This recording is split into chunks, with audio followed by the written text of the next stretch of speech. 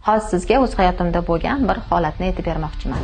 Yuristni ham huquqini buzadiganlar bor ekan. Xullas, turmush o'rtog'imni maslahat cheklangan jamiyatlari bor va u firmani asosiy vazifasi qurilish ishlari bilan shug'ullanadi.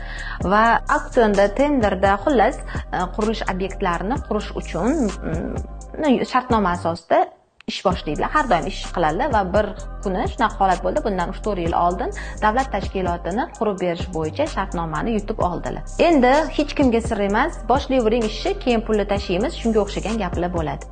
Va ish qilindi ham, ish bitib ham tugadi, aktlariga ham qo'l qo'yildi. Har tomonlama hamma ishlar bajarilganligiga qaramay, oradan oylar, yillar o'tsa ham o'sha ishchi xizmati haqqi to'lab berilmadi. Bunda ishchilarning haqqi, nima deydi, qurilish mollarini haqqi, xullas hammasi o'sha firmaning rahbari, ya'ni turmush o'rtog'imning bo'ynida bo'ldi. Oson bo'lmadi. Ungacha masalan qancha tushuntirish ishlari, talabnoma variantlari, hamma variantni ko'rib chiqdik. Oxiri baribir sudga borib taqaldi. Sudga borib taqalganisi biz sudda yutib chiqdik va siz uchun eng muhim momentni hozir aytmoqchiman. Sudda yutganlik siz uchun pulingizni olishingizga kafolat emasligini o'sha daqiqalarda bildim.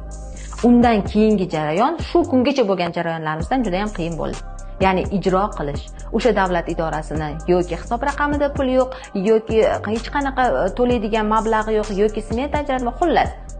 Va shu jarayonda aynan ijro bilan bo'ladigan muammolarni qanaqa yechish kerakligini o'rganib oldim. Va bu video bilan sizlarga nimaga bu narsani aytib berdim? Agar sizda ham qanaqadir shartnomalarni davlat idoralari bilan bo'ladigan muammolaringiz yuzaga kelayotgan bo'lsa, murojaat qiling. Ijro organlari bilan qilinadigan barcha munosabatlarda ham sizga yordam bera olaman. Bu videoni xuddi shunaqa yuqorida aytib bergan holatga tushgan tanishlaringizga jo'natib qo'ying.